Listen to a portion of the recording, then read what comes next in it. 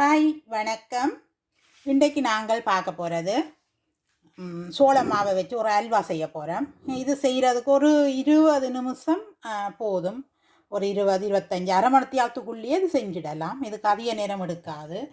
ரொம்ப சுவைமிக்க அல்வா தான் இது.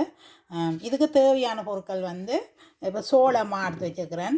சோளமா, மற்றது கஜு, மற்றது நெய், மற்றது சீனி, மற்ற ஏலக்காய் தூள் ஒரு 4 ஏலக்காய் அப்படி எடுத்து கொஞ்சம் சீனி போட்டு அடித்து வச்சுருக்கணும்.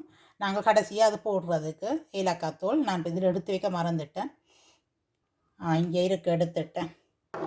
நான் அடித்து வச்சுருக்கிறேன் இதுக்குள்ளே. அப்போ அது போடலாம். நீங்கள் போடுறேன்டா ஒரு 4 ஏலக்காய் அப்படி எடுத்து வறுத்துட்டு மெல்லிசா வறுத்துட்டு கொஞ்சம் சீனி போட்டு அடிச்சிங்கன்னா உங்களுக்கு அடிவட்டு நல்ல வடிவாக வரும். அதுக்கப்புறம் நீங்கள் போடலாம்.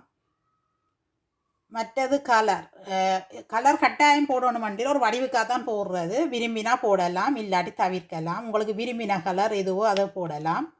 நான் வந்து இது எக் எல்லோ, இந்த கலர் தான் நான் போட போகிறேன். மஞ்சள் கலராக வரும். இவ்வளோதான் இதுக்கு போடுறது. முதல்ல நாங்கள் மாவை எடுத்து கரைக்கணும். மாவு எடுப்ப நீங்கள் எந்த கப்பால் எடுக்கிறீங்களோ அதே கப்பாலேயே சீனி தண்ணி எல்லாத்தையும் அளந்து கொள்ளுங்க. நான் இப்படி ஒரு கப் எடுத்துருக்கிறேன். இந்த கப்பால் நாங்கள் மாவை அளப்போம்.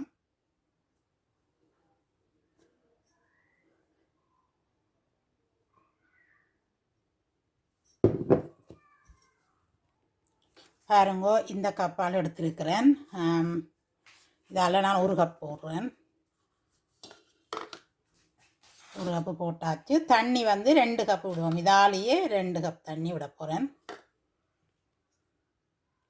இப்போ மா அளந்த அதே கப்பால் நான் சீனி எடுத்துருக்கிறேன். சீனி ஒரு கப் சீனியாண்டா ஒரு கப்பு மாண்டா ஒரு கப்பு சீனி போடலாம்.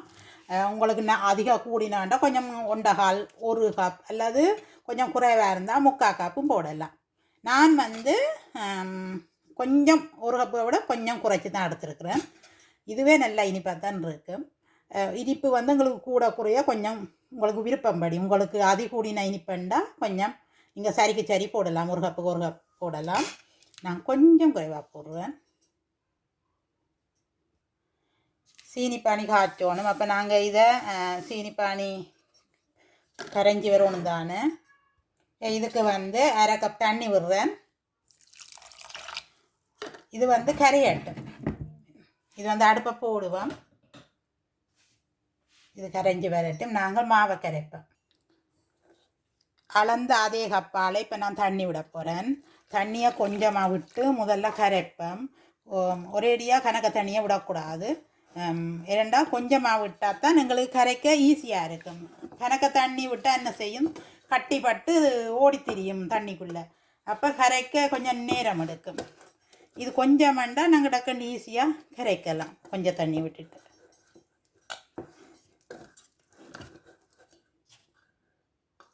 இதுக்கு வந்து நான் 2 கப் தண்ணி விட போகிறேன். இப்போ கொஞ்சமாக விட்டு தண்ணியை இந்த கரைப்பம் படிவா கரைச்சிட்டு காட்டுறேன் உங்களுக்கு.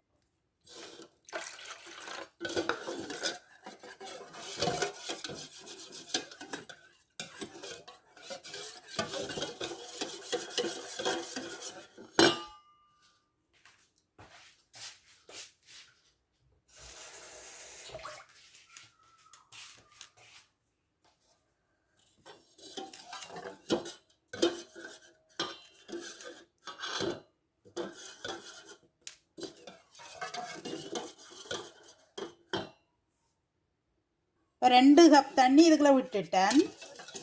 விட்டு கரைச்சாச்சு. கொஞ்சம் உப்பு போடுறேன்.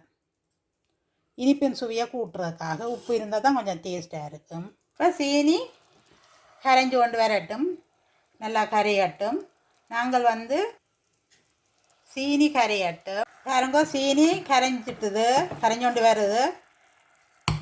நல்லா குமிழியல் வரட்டும். நாங்கள் இப்போ நெய் பூசி ஆக்கி இதுக்குள்ளே நெய் விட்டு பூசிட்டோம். இப்போ இது வந்து நல்லா கரைஞ்சி சீனி கரைஞ்சி நல்லா குமிழியாக வந்துட்டுது. பாகு வதமண்டு எதுவும் தேவையில்லை. நல்லபடி குமிழியாக வந்தால் காணும்.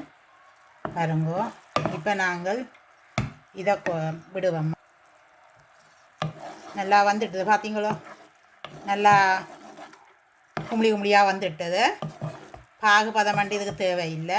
இந்த மாதிரி நல்லா கரைஞ்சி இந்த மாதிரி வரும் கும்பளியாக. இப்போ நாங்கள் இந்த மாவை இதுக்குள்ளே விடுவோம். கரைச்ச மாவை திருப்பி ஒரு அப்படி கீழே அடியில் இப்படி கிளறி போட்டு விடுவோம். பாருங்கோ,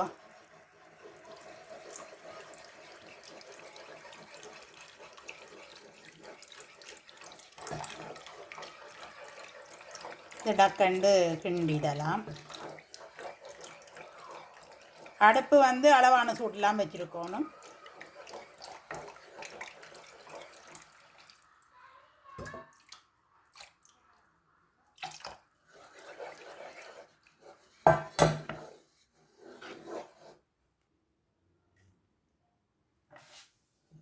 பாருங்கோ,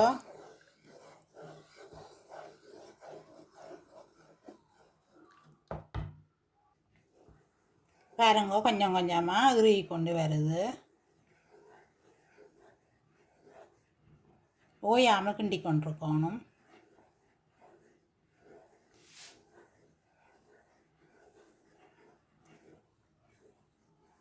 பாருங்க கொஞ்சம் கொஞ்சமாக தடிப்பாக வந்து கொண்டு இருக்குது. டக்கண்டு வந்துடும் ஈஸியாக, டக்கண்டு தடிப்பாக வந்துடும் எங்களுக்கு. இது அடுப்பு வந்து எப்பவும் குறைந்த இதெல்லாம் விடணும். பாருங்க, பாருங்க டக்கண்டு வந்துட்டுது. டக்கண்டு கட்டியாக வந்துடுங்க. பாருங்க எப்படி வந்துருக்கண்டு.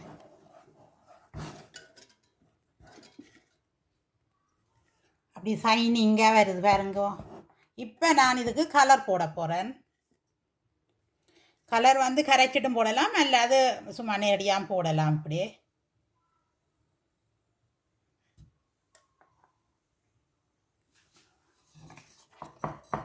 எங்களுக்கு விரும்பின கலர் எதுவாக இருந்தாலும் போடலாம்.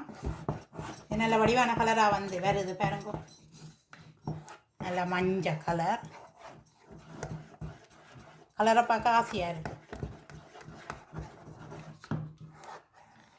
டக்கண்டு இணைச்சொடலை சட்டண்டு செய்திடலாம். சோளமாக வேண்டி வீட்டில் இருந்தால் எங்களுக்கு டக்கண்டு இணைச்சொடலை டக்கண்டு ஈஸியாக செய்யக்கூடிய ஒரு ஸ்வீட் தான் இது.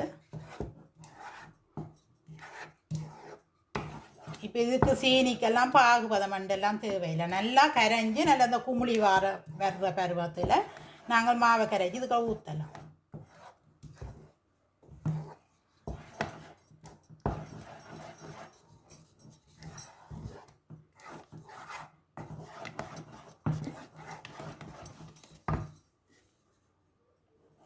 இப்போ நான் கொஞ்சம் நெய் விடுறேன். இதுக்கு ஒரு கொஞ்சம் நெய் விடுறேன். கொஞ்சம் கொஞ்சமாக தான் விடுவேன். முதல்ல கொஞ்சம் விடுவேன்.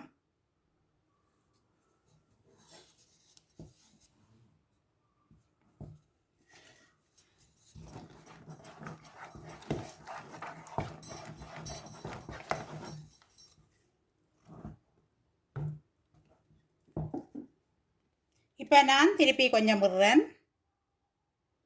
பாருங்கோ, ஒரு 3 மேசக்கரண்டி நெய் அளவு விட்டால் காணும்.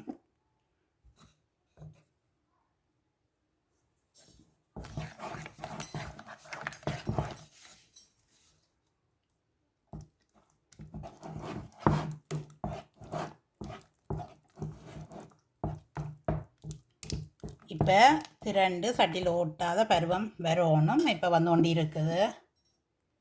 இப்போ நாங்கள் இந்த கஜுவை போடுவோம்.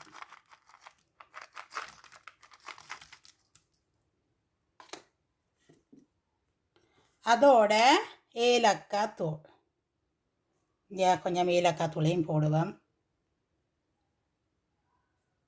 பாருங்கோ, ஒரு 4 ஏலக்காயை இடிச்சிட்டு சீனி போட்டு இடித்து வச்சுருங்க. நான் கொஞ்சம் கூட இடித்து வச்சுக்கிறேன். நான் இப்போ கொஞ்சம் போட்டேன். நான்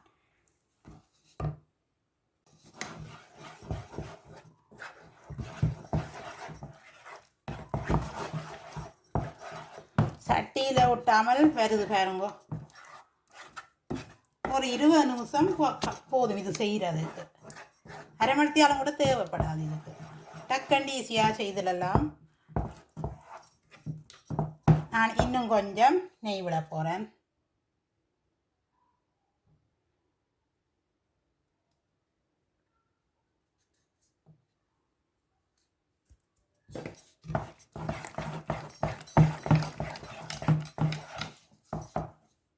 பார்த்தீங்களா இப்படி வந்திருக்காண்டு சட்டியில் இப்போ ஒட்டையில் பார்த்தீங்களா எல்லாமே திரண்டு வந்துட்டுது. இந்த பதத்தில் நாங்கள் இப்போ அடுப்பணி பாட்டிட்டு நாங்கள் ஒரே இதை கொட்டுவோம். இதுதான் பதம் பார்த்தீங்களோ, நல்லா திரண்டு வந்துட்டுது. இப்போ நான் அடுப்பணி பாட்ட போகிறேன்.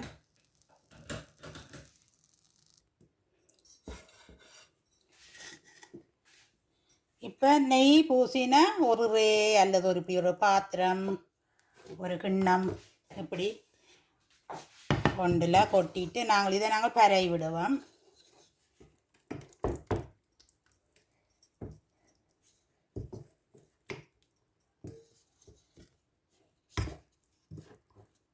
ஆற விட்டுத்தான் நாங்கள் இனி வெட்டலாம்.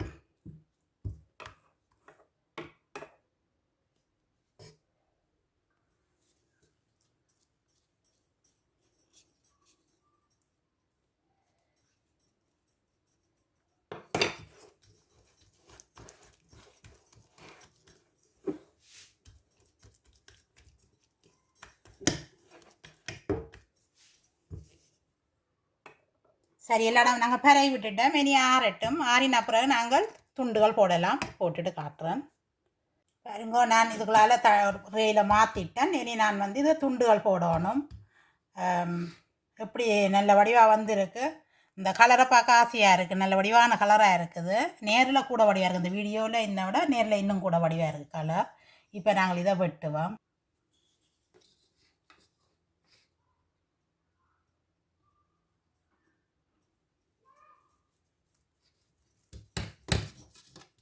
டக்கண்டு ஈஸியாக செய்யக்கூடிய ஒரு ஸ்வீட். இது நல்ல சுவையாகவும் இருக்கும். இணைச்சொடல செய்யலாம். ஒரு 20 நிமிஷம் காணும் இது செய்கிறதுக்கு. சோளமாத்தானே அது டக்கண்டு வந்துடும். இப்போ நாங்கள் தொதல் செய்கிறது இந்த மஸ்கேத்ததுன்ட்டா கண்ணேரம் செல்லும் மணத்தியால கணக்காக. இது அப்படி இல்லை. டக்கண்டு ஈஸியாக செஞ்சிடலாம்.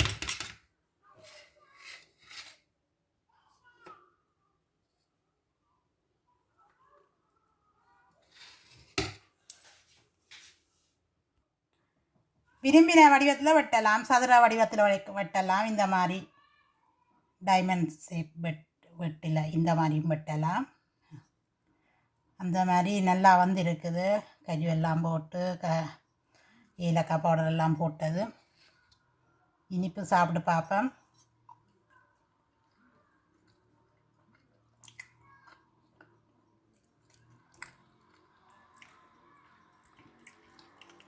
இனிப்பு ஓகேயா இருக்குது. எனக்கு இந்த இனிப்பு காணும். உங்களுக்கு இந்த சில பேர் நிறைய நல்ல இனிப்பு சாப்பிடக்கூடிய ஆக்கலண்டா நீங்கள் கொஞ்சம் கூட்டியும் போடலாம். இதை விட உங்களுக்கு இது ஓகே மாதிரி இருக்குது. பாருங்க.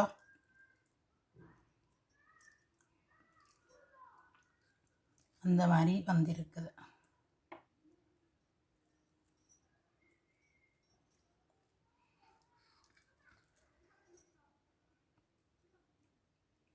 கஜுவெல்லாம் போட்டு நிறைய கஜு போட்டால் இன்னும் நல்லா கணக்க போடலாம். கஜு தான் போடணும் மண்டியில். வேறு விரும்பின நுசுகள் போடலாம். பாருங்கோ. இந்த வீடியோ உங்களுக்கு பிடிச்சிருந்தால் லைக் பண்ணுங்கோ. புதுசாக யாராவது வந்திருந்தால் சப்ஸ்கிரைப் பண்ணுங்கோ. அது எங்களுக்கு சப்போர்ட்டாக அமையும். கருத்துக்களையும் எழுதுங்கோ.